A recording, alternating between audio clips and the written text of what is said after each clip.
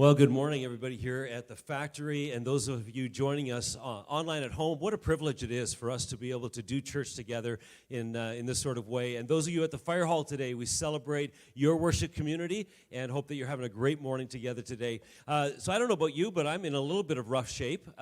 We left on Tuesday from South Africa, and somewhere along the way on the second flight, my ears got all clogged up, and they have not yet unclogged. So if I'm yelling at you, please forgive me. We're kind of suffering jet lag, and so if I just kind of fall over and take a little nap in the middle of this message, I'll take a nap. You guys can't, okay? You shouldn't be taking a nap, but I might. Hey, I want you to follow a timeline with me. It was October the 23rd, 1984, and there was a BBC special that came out all about the Ethiopian famine. And you might even remember where you were or watching this at the time. It was pretty shocking stuff. They described it as a famine of biblical proportions in the 20th century. They described it as the closest thing to hell on earth. I mean, it was one of the first times that we'd ever seen such images and realized how incredibly, deeply difficult this famine was. Well, at home that night, watching on October the 23rd, was a musician. His name was Bob Geldof, and he was sitting there watching this, and he was very, very moved by it. If you know Bob Geldof, you know that he was part of a band called the Boomtown Rats. You maybe don't exactly know all their hits, but they had one, I Don't Like Mondays, back in 1979. They had a whole string of hits, and so he's sitting at home with his partner, Paula Yates, and they are deeply moved by what they're seeing.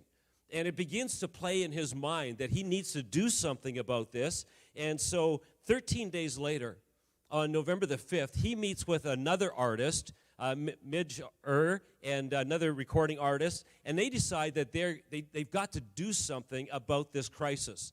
And they decide what they're going to do is they're going to create a charity album.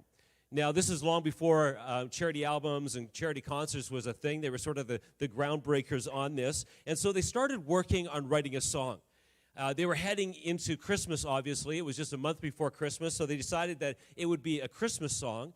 And at that time, Geldof began to assemble a cast of other musicians. And so he got on the phone, he bypassed all the agents, and he began phoning, and he managed to secure Sting, Duran Duran, Phil Collins, Bono, Paul Young, George Michael, Kool and the Gang, Boy George, and a whole pile of others. And so on November the 25th, 1984, just 4 weeks after watching the BBC special, they are in the studio, and they have got a 24-hour recording session going on. And it's some of the greatest stars in the UK and from around the world that have gathered together. And they managed to put together a song, and you probably know the name of the song, Do They Know It's Christmas Time at All? And 4 days later, it was released to the public. Now, Geldof, he had a desire or a goal that he was going to raise $100,000 towards the Ethiopian crisis. Well, this song in the UK shot to number one for 5 weeks, and ended up raising in that season about $28 million and worldwide notoriety. Everybody was singing a song and on board and very excited about the efforts. And to date, this song has earned and has raised $332 million Canadian for the Ethiopian crisis. Now, this was great. Even 38 years later, you probably are driving around listening to the Christmas stations, and you're hearing this song. You might even be singing along with this song. But that isn't the whole story. You see, soon after this song was released, the critics began having a heyday with it. They began taking it apart. They started with the lyrics, "There won't be snow in Africa this Christmas time," as if there's snow in Africa any Christmas time, but especially in Ethiopia. Because it's summer there, and obviously there isn't snow, so they kind of started picking on the low-hanging fruit. They went on to say that this song was really grossly out of touch and full of colonizing terms and tones. It even went on, the critics went on to say that it perpetuated damaging myths about Africa and about African people. And they continued looking at some of the lyrics like, "Where the only water flowing is the bitter sting of tears, and the Christmas bells that ring there are the clanging chimes of doom, where nothing ever grows." This is Africa. "Nothing ever grows, no rain, no rivers flow. Do they know it's Christmas time at all?" Well, the truth is that Africa is a massive continent with tremendous geological, sociological, and economic diversity. And there are places in Africa that are incredibly lush, and rivers are flowing, and waterfalls are pouring out. They're prosperous and lush and productive. So this song just sort of paints the whole of Africa and the African people with one brush. Critics went on to point out that the authors of this song must have forgotten that 40% of Africans are actually Muslim. So they know it's Christmas time. They just don't celebrate Christmas time in the same way as everybody else. But it was Bono who regrettably was pressured into singing the worst lines of the entire song. And you might remember these. Well, tonight, thank God, it's them instead of you. What a horrible line. What a horrible attitude to have, that these people are starving to death in 1984, and thank God it's them and not us, right? This song went on to perpetuate some very, very damaging emotions and hurts. In fact, in 2010, in an interview, Bob Geldof said this, quote, "I am responsible for 2 of the worst songs in history. Do they know it's Christmas time at all? And We Are the World." And in the end, despite the good intentions that these rockers had, Do They Know It's Christmas Time at All really smacked of a white savior mentality or complex set to music. It was patronizing. It was demeaning in its lyrics. It was dumbing down the problem and sentimentalizing the solution. The song perpetuated this myth that Africa's problems were because of a lack of rain and failed harvests. But the reality was, in 1984, what really caused the tremendous devastation that Ethiopia experienced was government corruption and the misuse of international aid. So needless to say, when Carolyn and I flew to Eswatini, Africa 2 weekends ago, we were not humming Do They Know It's Christmas Time at All. In fact, that song is something of a poster child of what not to do. It's a fantastic example of when trying to help actually hurts.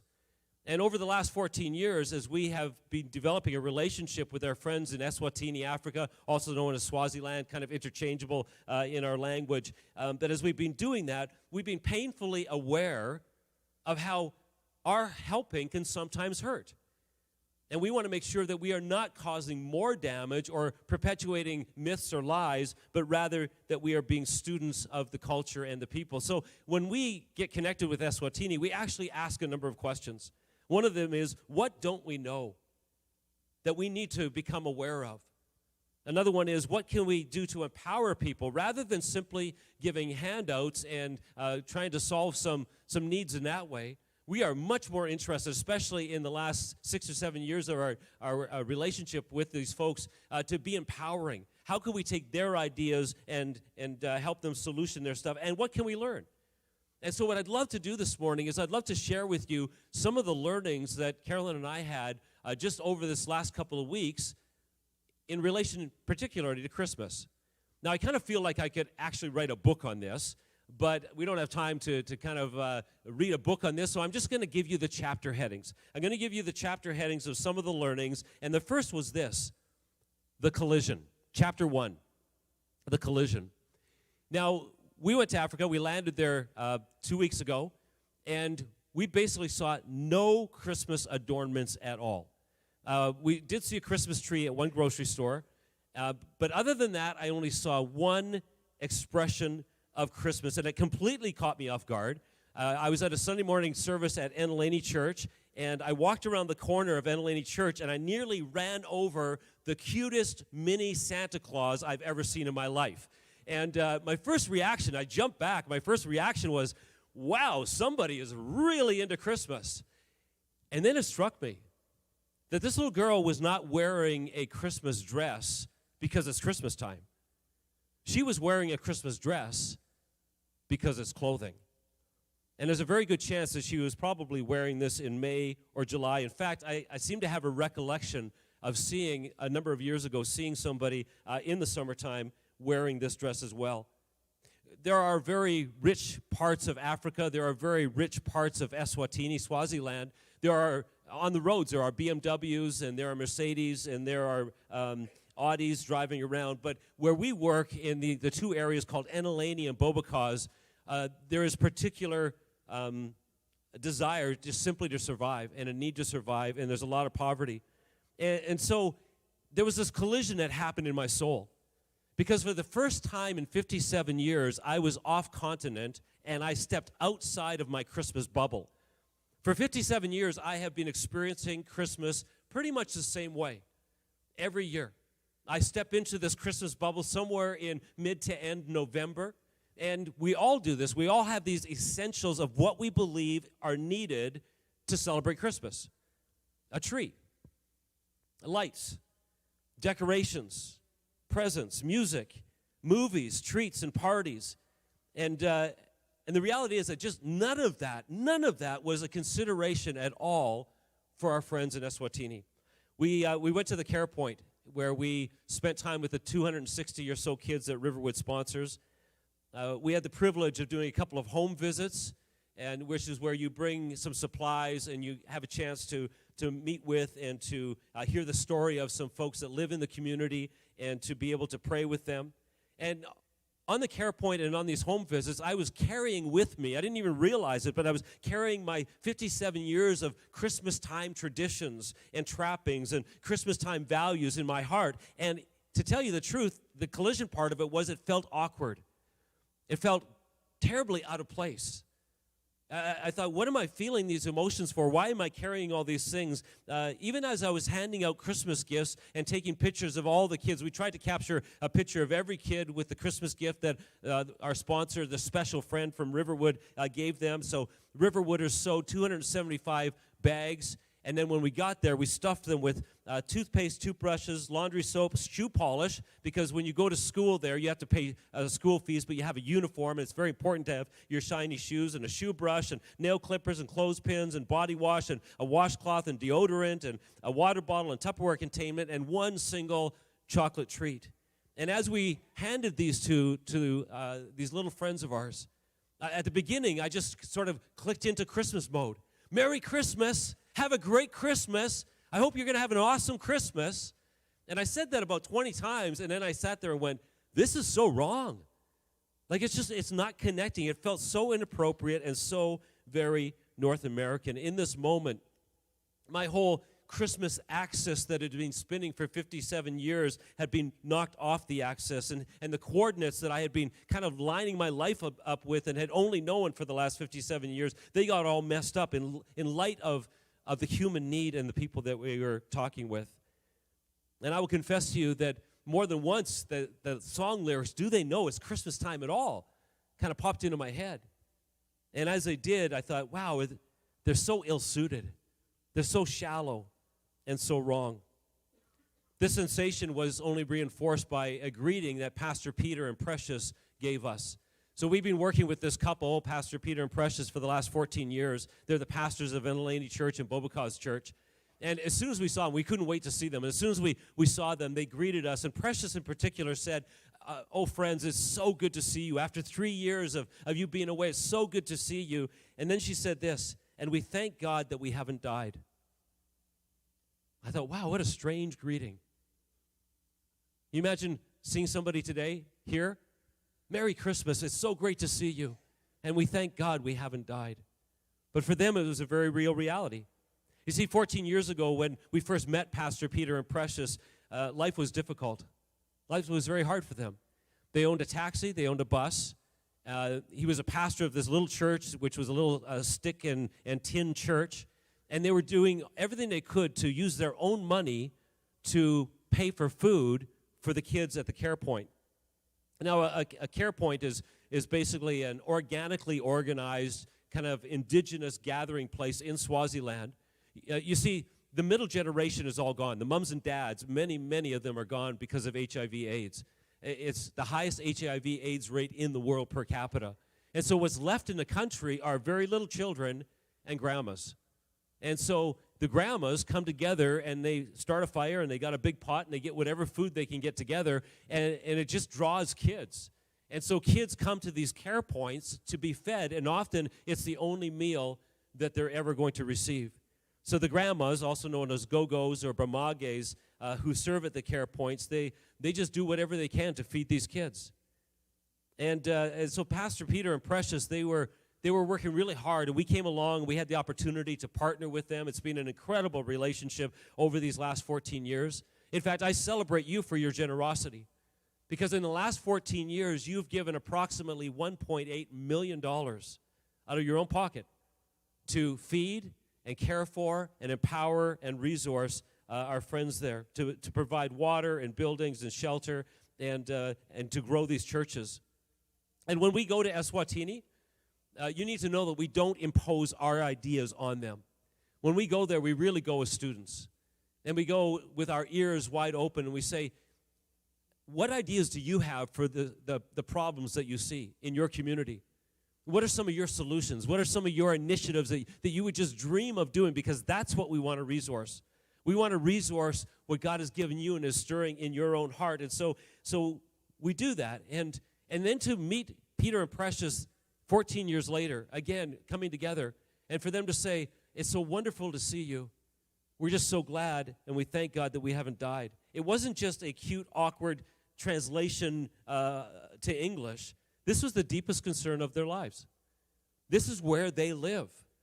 And they're grateful that poverty and HIV/AIDS and COVID over the last couple of years has not put them in the grave. Between this little girl, Santa Claus, being the only visible connection I had with Christmas, and Precious's shocking to my ears greetings, a jarring and a collision of my soul happened. And it was shocking, it was jarring, it was invigorating, and it actually kind of felt good. So, if this chapter has a takeaway, what's the takeaway? Well, I think it might be this. Ask God for your own Christmas collision. If maybe you're stuck in a tradition or a rut and you are doing the same thing for 20, 30, 40, 50, 60, 70 years, maybe you need to have your soul awaken as well, and he can do that even right here. Ask God to bump you off your Christmas axis and mess with your coordinates a little bit to show you some things that you've never seen before. There's a story of a retired man living out in the country with his wife, and he doesn't have a whole lot. He doesn't own a whole lot of stuff, but one of the things he does have is an upright bass. And with his upright bass, he drives his wife nuts because the upright bass only has one string. And he plays it for hours and hours and hours, thinking he's so good on this bass. So one day, they go to town, and they're walking along, and on the sidewalk is a trio. A guitar player, a drummer, and a young man with an upright bass. And he is all over this thing. He's got 4 strings, which the wife is really just delighted by. And a smile breaks across her face as she watches him play, and she just enjoys this so much. And thinking that she was being encouraging, she says to her husband as they walked away, hey, why don't we find a music store and buy you 4 strings instead of just the one? And then you could play like that young man. And the husband replied dismissively, shucks, why would I do that? I've found my note. That young guy, he was all over the place looking for his. I thought, you know what? If Christmas is about anything, it's not about being a one-string bass. And yet, for many of us, our traditions have us locked into this one-string, one-note kind of experience. And we need to ask God to freshen it up. In fact, in the Old Testament book of Ezekiel, written 600 years before Christ's arrival, God spoke about what he was going to do when he sent Jesus Christ to earth. And I'll tell you, it is not a one-string bass. Listen to this in Ezekiel chapter 36. For here's what I'm going to do. I'm going to gather you from all over, and I'm going to bring you back to your own land. I'll pour pure water over you and scrub you clean. I'll give you a new heart and put a new spirit in you. I'll remove the stone heart from your body and replace it with a heart that's God's will, not self-willed. I'll put my spirit in you and make it possible for you to do what I tell you and live by my commands. You'll be my people, and I'll be your God. I love that.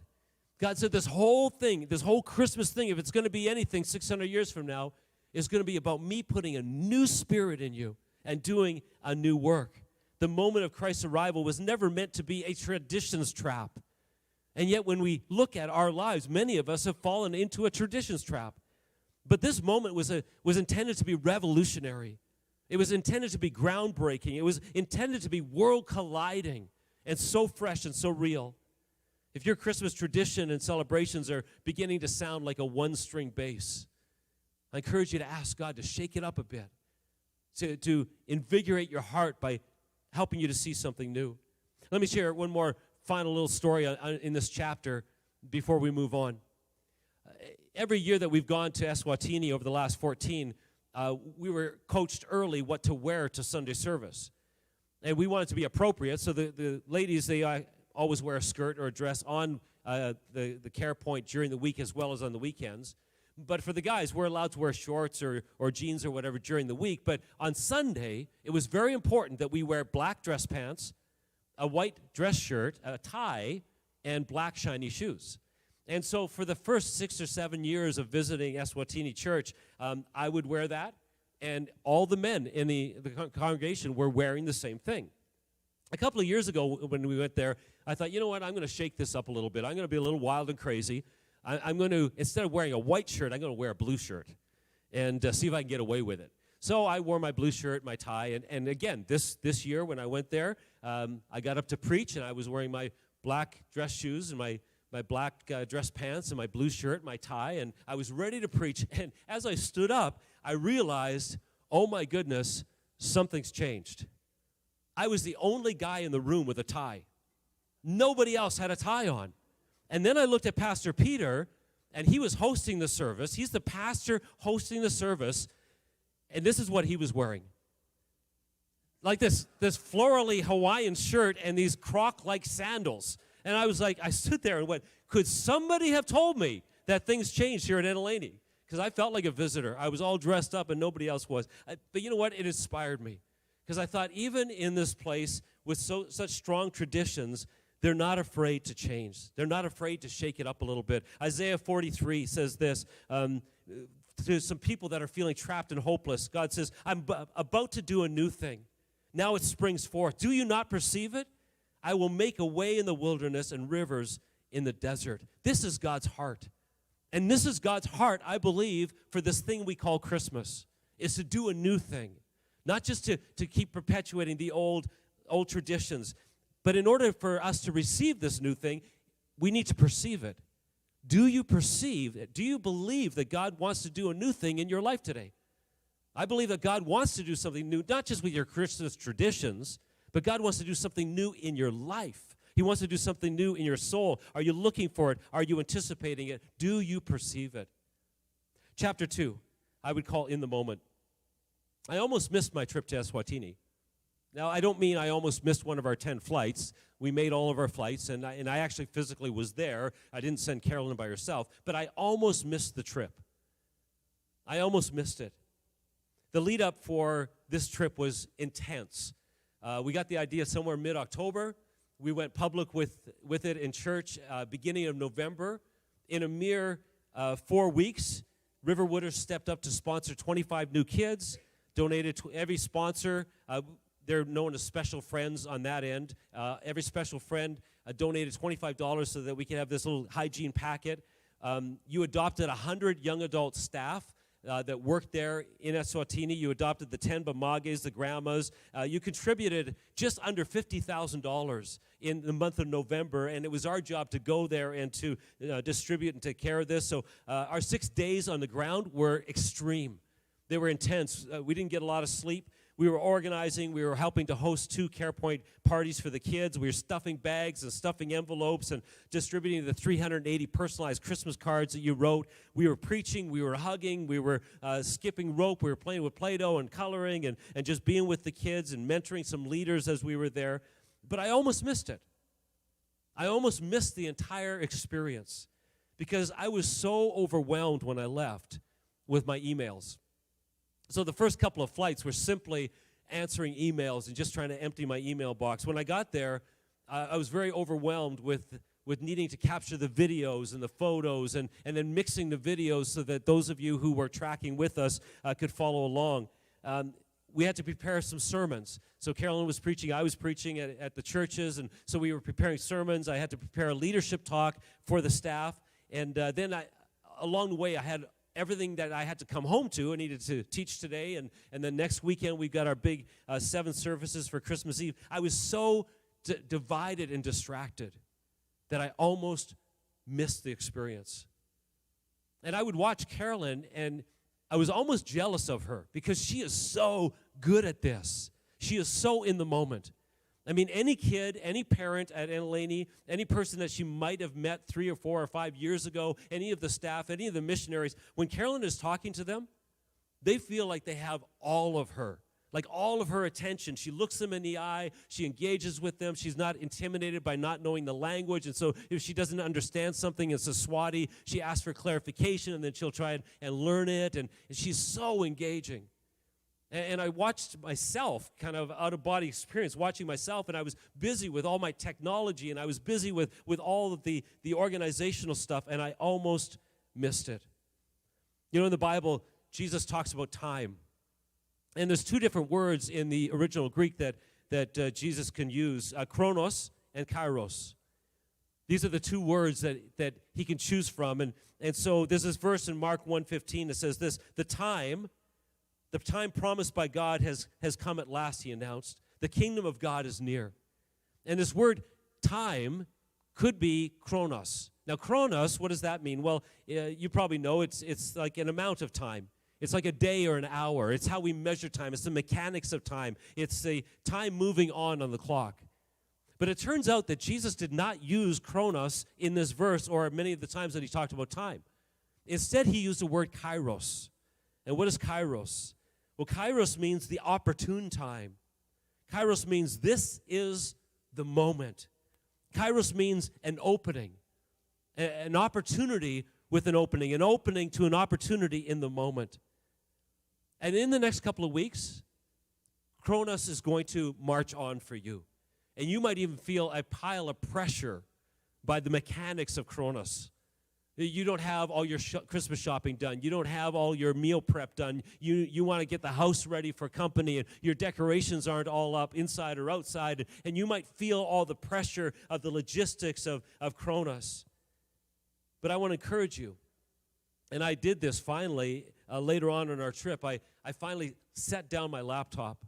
And I set down my phone, and I set down the camera and the gimbal, and I set down my need to capture everything on video, and I simply opened up to the moment. And that's when I had some remarkable conversations and some remarkable experiences, and I'm glad to say that in the end, I didn't miss it. I didn't miss the trip, but I could have. In the next couple of weeks, you have a choice. You can miss this entire experience over the next couple of weeks, what it's intended to be, if you're so locked onto Chronos and the mechanics, or you can set that stuff aside and say, no, I'm gonna just watch for the opportunities to open. I'm gonna be present. I'm gonna be in the moment. In fact, we're gonna have an opportunity to practice this corporately as a church. On the last day of December and then January the 1st, it falls on a weekend. The weekend, not this next weekend, but the weekend after. And we just sort of made the decision that we're going to close church that weekend. We're not even going to pressure ourselves to have an online service. You see, our staff and our volunteer teams have been working so hard over these last couple of years, but particularly in the last 4 months as we come out of COVID and we refire the engines around here, they have been just busting their backsides. And I'm concerned for them. I'm concerned that they're getting all the Chronos stuff done, but maybe they're missing out on the Kairos stuff. So we're simply going to shut down church for the weekend of January 1st, and we're going to take some time to be in the moment. And if you are one of those volunteers or one of those staff or one of those people that feel the pressure of keeping the machine going, I hope that you'll just relax into the moment and really allow it to open up some opportunities for rest and for some joy and for some connection with family. Chapter 3. Chapter 3's got a really long name, but it's a very short chapter. It's simply this: if you can't preach it everywhere, it's not the gospel. If you can't preach it everywhere, it's not the gospel. Ask Pastor John and Pastor Carolyn and myself if we enjoy preaching in Enelani Church or Bobocause Church, and you know what we're going to tell you? We don't. We don't enjoy preaching there at all. It is so difficult. First of all, you're preaching through an interpreter, and that's one thing. But secondly, you have no context for what you're saying. Your humor, your jokes, they fall flat because you don't share a connection with the people. Now, so many of the tricks and the tools that we use as communicators and the nuances that we use as communicators here in Canada, none of that works. And so you're stripped down in your preaching to the most essential and the most basic, which actually is a good thing. It's a really good thing. And so as we come together and we preach there, we realize that if you can't preach it to somebody at a care point, if you can't preach those words to an adult in Eswatini, to a child at the care point, to somebody living in a mud hut, if you can't preach these words to somebody who's going through mourning or depression or struggling or have lost a loved one, then it probably isn't actually the gospel. Now, you might be saying, hold it, that chapter has nothing to do with me because I'm not a preacher. How could that even apply to my life? And I want to suggest to you that it does. It applies in this way, that most of us really are very, very good at telling the Christmas story that isn't the gospel.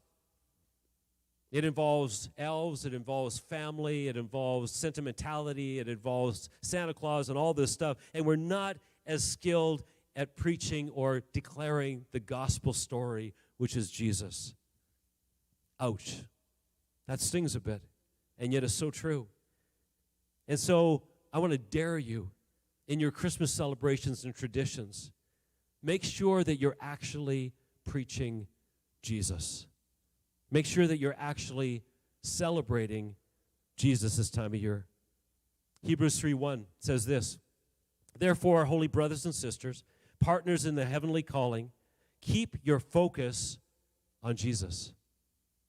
What a great challenge. Keep your focus on the essence of what this is all about. Keep your focus on Jesus, the apostle and high priest of our confession. Keep your focus on Jesus. Rediscover the essence of the story.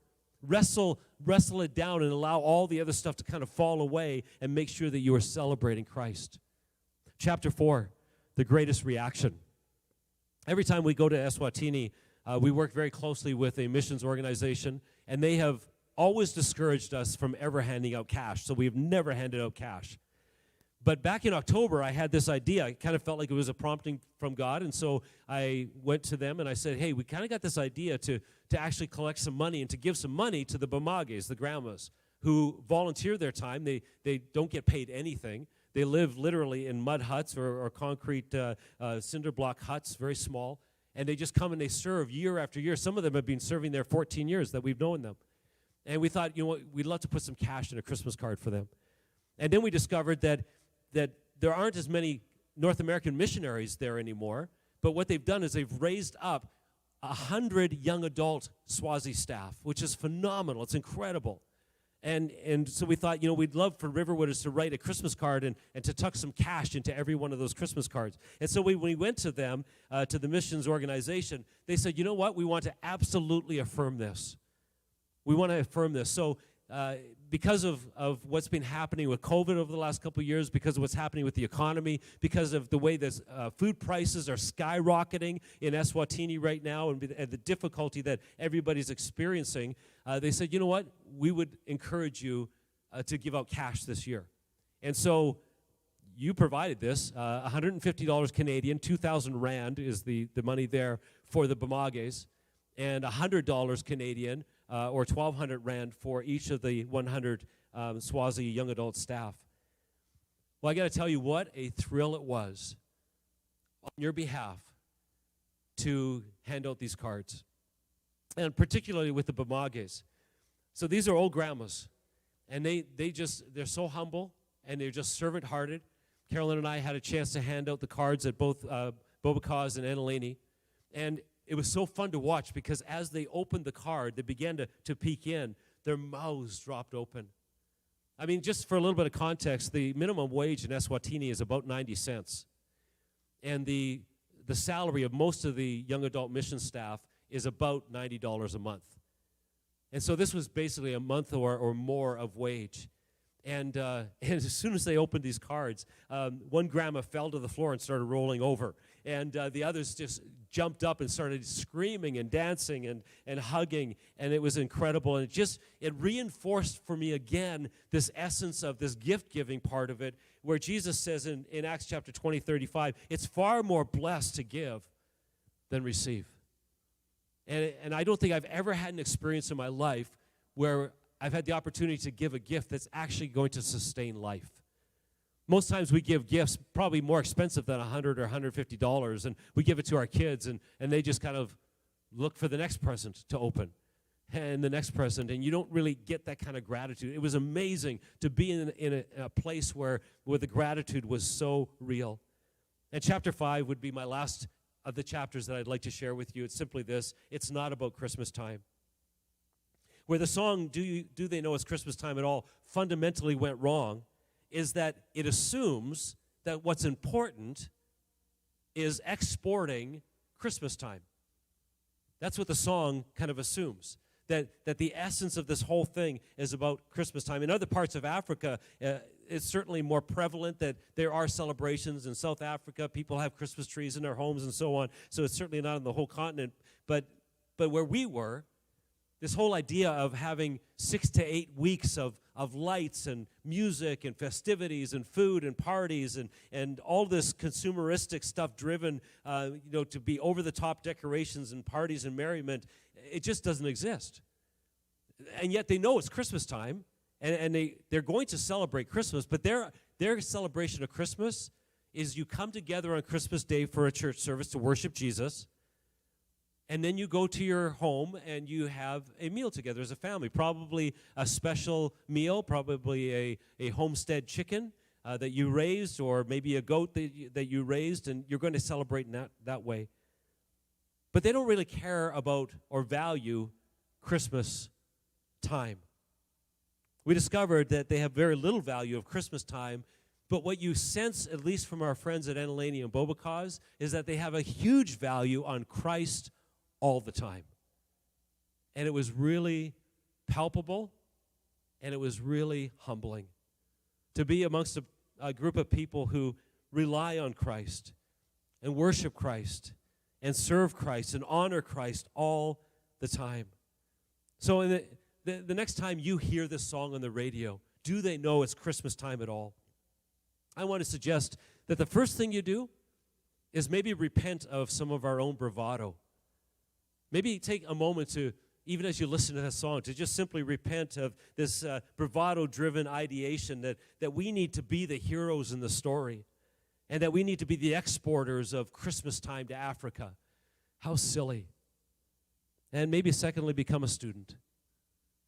Maybe simply become a student, learning what it means to have Christ at the center of every moment, all the time.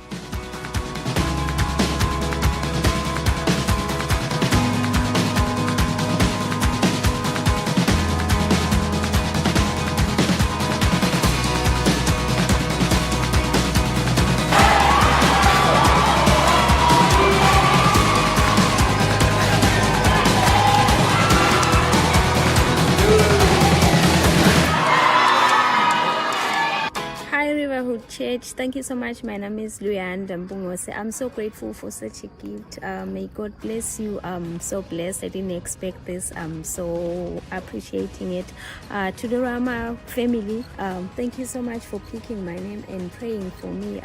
I will never forget you for what you've done. Please continue to pray. Thank you. Hi, my name is Mfantini Malambe. I'm humbled and gratitude for the gift. Your thoughtfulness is a gift, and I always treasure it. Thank you so much for picking up my name and pray for me. And thank you so much for the words that you wrote on the card. They are so inspiring and also motivating. Thank you so much. I love you. May God bless you. Hi family. Thank you for so much for such a wonderful gift. I'm very happy, so excited to receive such a gift. Thank you so much. May the God bless you and bless you abundantly, and everyone. Thank you so much. I love you. Hello, Riverwood Church. My name is Kaliwe Matenjo. I'm from Gonini Care Point. I'd like to thank you for the wonderful gift you've given us. May my good Lord bless you abundantly. May your year be fruitful. I wish you a happy Christmas. Thank you. Hey Riverwoods, thank you so much, beloveds. They say siyabonga, gracias, kanimambo. Thank you so much for the Christmas gift, and surely it shall be a good Christmas holiday. Thank you.